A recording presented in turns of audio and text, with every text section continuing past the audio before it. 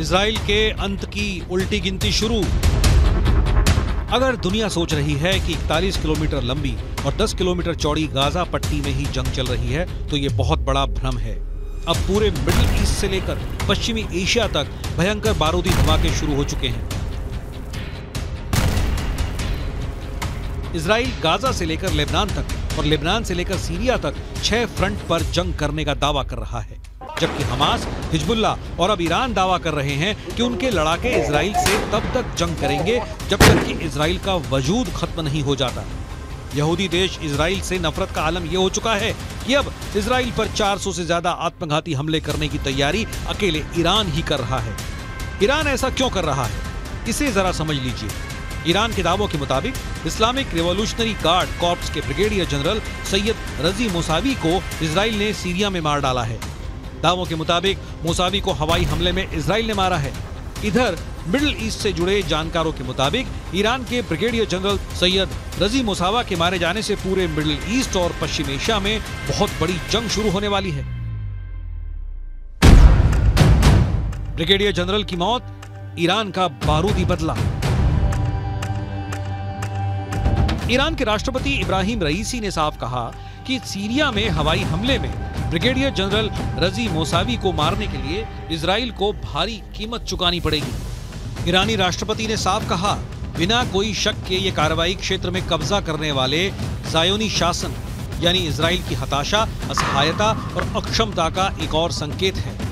ईरानी commander Syed रजी मोसावा की Syria में हत्या के बाद पूरे ईरान में जबरदस्त आक्रोश है। ईरान के विदेश मंत्री ने इजराइल को तबाह करने तक की धमकी दे दी है। मोसावी की हत्या को लेकर ईरान में जगह जगह प्रदर्शन हो रहा है। इजरायली स्ट्राइक से भड़के ईरान ने अब बदले की योजना बनाई है। उधर इजरायली रक्षा मंत्री गैलेंट ने भी इस बात को स्वीकार किया है कि गाजा में चल रहे युद्ध के बीच इजराइल पर 7 अलग अलग थिएटरों में हमले जारी हैं। हालांकि उन्होंने 6 फ्रंट पर जोरदार पलटवार का दावा भी किया है।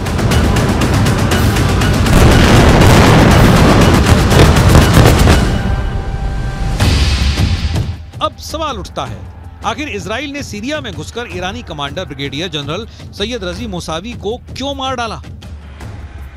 आइए कुछ और खास जानकारी भी आपसे साझा करते हैं। दरअसल ब्रिगेडियर जनरल सैयद रजी मोसावी की मौत से ईरान बुरी तरह से बौखला गया। ये पूरी डिटेल देखिए, इस वक्त आपके सामने मौजूद है। ईरान ने धमकी दी कि इजराइल के अंत की उल्टी जो गिनती है वो अब शुरू हो चुकी है। साथ ही साथ हम आपको बताने जा रहे हैं कि कैसे सीरिया के उत्तरी पूर्वी दमिश्क में IRGC के ब्रिगेडियर जनरल रजी मोसावी को मारा गया। और ईरानी मीडिया की खबर यहां पर क्या कहती है? ईरानी मीडिया की खबरों के मुताबिक ब्रिगेडियर जनरल मोसावी दोपहर 2 बजे तक ईरानी दूतावास में मौजूद थे। दूतावास दोपहर करीब 1 बजे घर में धमाका होता है और बगीचे में जाकर लाश गिर जाती है। जी हां, दोपहर 3 बजे का वो वक्त था जब ब्रिगेडियर जनरल मोसावी घर पहुंचे। घर पहुंचने के बाद ठीक उसी वक्त ईरानी दावों के मुताबिक इजराइल की 3 मिसाइलों ने ब्रिगेडियर जनरल सैयद रजी मोसावी के घर को कुछ इस तरह से उड़ा दिया। और इसके बाद आपको ये बताते हैं हुआ क्या। चश्मदीदों ने जो देखा उसके मुताबिक अब आपको बता रहे हैं।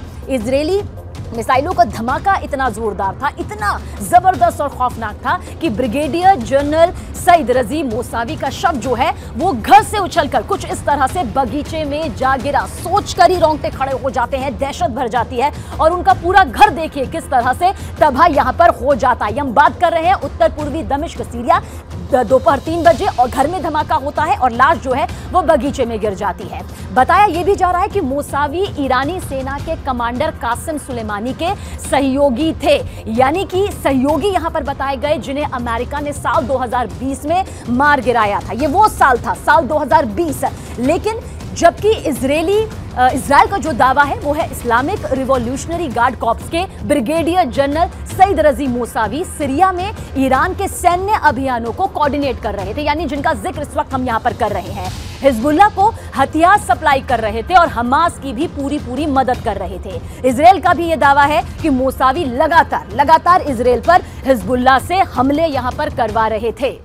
یک اقدام ناجوانمردانه و برخلاف کنوانسیون‌های بین‌المللی اقدام رژیم صهیونیستی انجام شد که طبیعتاً حق مقابله برای کشور قربانی محفوظ هست و به طور طبیعی پاسخ این جنایت خودش رو در واقع در شرایط مناسب و در زمان مناسب حتما خواهد بود.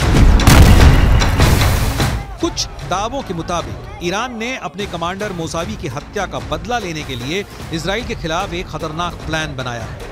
ईरान ने फिदायीन हमलों से इजराइल को दहलाने की योजना बनाई है। इसके लिए अफगान लड़ाकों की भर्ती कर रहा है। सूत्रों के मुताबिक अफगान लड़ाके इजराइल पर आत्मघाती हमले करेंगे।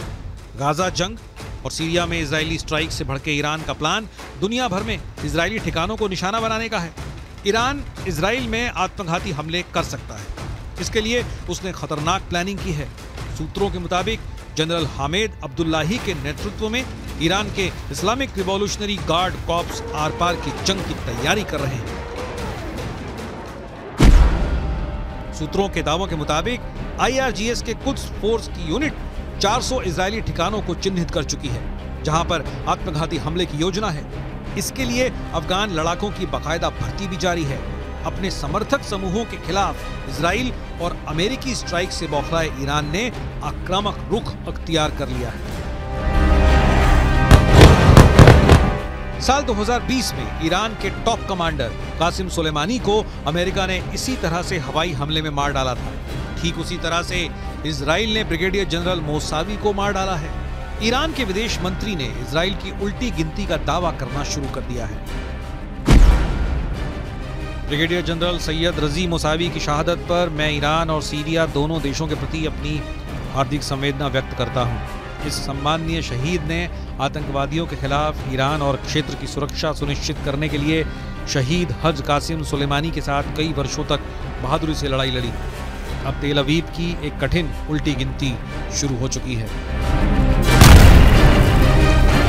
गाजा में भले ही इजरायली सेना ने बढ़त बना रखी हो, लेकिन इजराइल के पीएम नेतन्याहू को भी मानना पड़ा कि गाजा युद्ध में इजरायली सैनिक काफी संख्या में मारे गए हैं, जो हालात को और बदतर बना रहे हैं। ये हालात अब मिडिल ईस्ट से लेकर पश्चिमी एशिया तक खराब हो चुके हैं, क्योंकि हूथी और ईरान समर्थित कताइब हिजबुल्लाह लड़ाकों ने इजराइल और अमेरिकी सैन्य अड्डों पर एक साथ हमले शुरू कर दिए हैं। पहले आप ये जान लीजिए कि हूथी और ईरान समर्थित लड़ाकों ने अमेरिका पर कहां-कहां हमला किया है।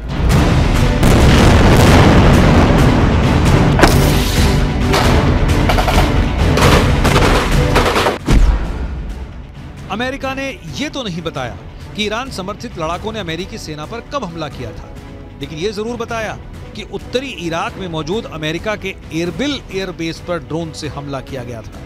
अमेरिकी रक्षा सचिव लॉयड ऑस्टिन के मुताबिक इराक में अमेरिका सैनिकों पर यह हमला ईरान समर्थित कताइब हिजबुल्लाह के लड़ाकों ने किया था।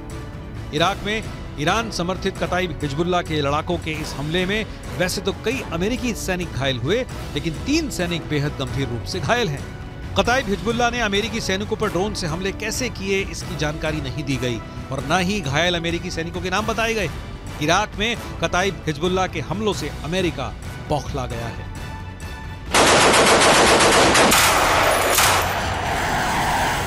मिडिल ईस्ट से लेकर पश्चिम एशिया तक इजराइल और अमेरिकी सैन्य ठिकानों पर हो रहे हमले साबित कर रहे हैं कि ईरान रूस की शह पर अब जंग में खुलकर कूदने लगा है। हूथी चुन चुनकर समंदर में इजराइल और अमेरिकी जहाजों और टैंकरों पर हमले कर रहा है। यही वजह है कि अब अमेरिका ने ईरान के कताइब हिजबुल्लाह के लड़ाकों पर ऐसा भीषण हमला किया है, जिसकी वजह पश्चिम एशिया में जंग तेज होने के दावे किए जाने लगे हैं। हम आपको बताते हैं कि अमेरिका ने ईरान के कताइब हिजबुल्लाह लड़ाकों पर जोरदार एयर स्ट्राइक की है। जरा देखिए कैसे।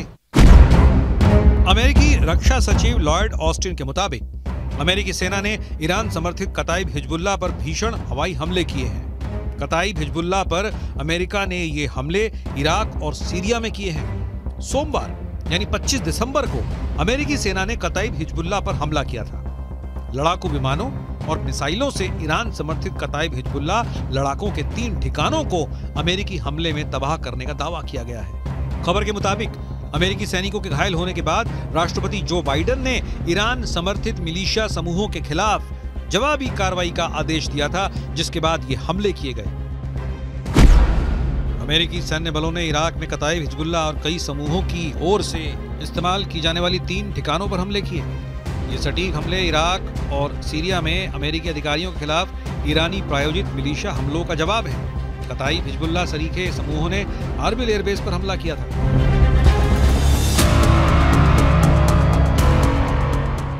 इजराइल और अमेरिका इस वक्त मिडिल ईस्ट और पश्चिमी एशिया में डबल युद्ध से जूझ रहे हैं। पीएम नेतन्याहू को लग रहा था कि हमास युद्ध विराम इजराइल की शर्तों पर जरूर करेगा, लेकिन अब खबर आ रही है कि हमास के टॉप कमांडर्स ने साफ दावा कर दिया है कि हमास सीज फायर नहीं करेगा और न ही कोई समझौता।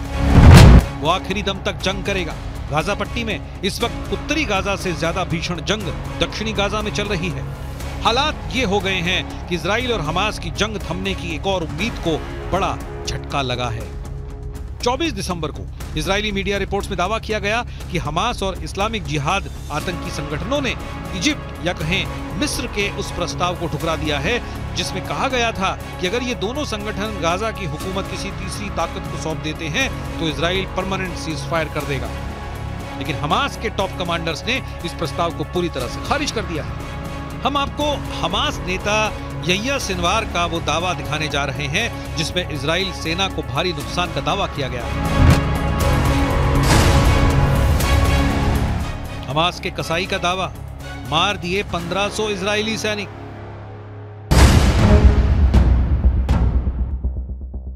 इजराइल की मीडिया रिपोर्ट के मुताबिक हमास के टॉप नेता और कमांडर यहिया सिनवार ने दावा भी किया कि हमास की सैन्य शाखा अल कसम ब्रिगेड ने 5000 से अधिक इजरायली सैनिकों को निशाना बनाया और उनमें से करीब 1500 इजरायली सैनिकों को मार डाला है। हालांकि ऐसा कोई आंकड़ा इजराइल की ओर से जारी नहीं किया गया है। हमास नेता सिनवार ने इजरायली सैन्य उपकरणों को नष्ट करने की संख्या के बारे में भी बढ़ा चढ़ाकर दावा करते हुए कहा कि हमास ने 750 इजरायली सैन्य वाहनों को तबाह कर दिया है। सिनवार ने इजराइल का जिक्र करते हुए कहा कि उसके कब्जे को मान लेने की शर्तों पर कभी समझौता नहीं होगा और न ही हमास कभी सरेंडर करेगा। दूसरी तरफ इजराइल के प्रधानमंत्री बेंजामिन नेतन्याहू ने गाजा का दौरा किया है और साफ शब्दों में कहा कि हम फिर साफ कर देना चाहते हैं कि इजरायली सेना इस जंग को तब तक बंद नहीं करेगी जब तक वो गाजा में मौजूद हर आतंकी संगठन का कब्जा खत्म नहीं कर देती।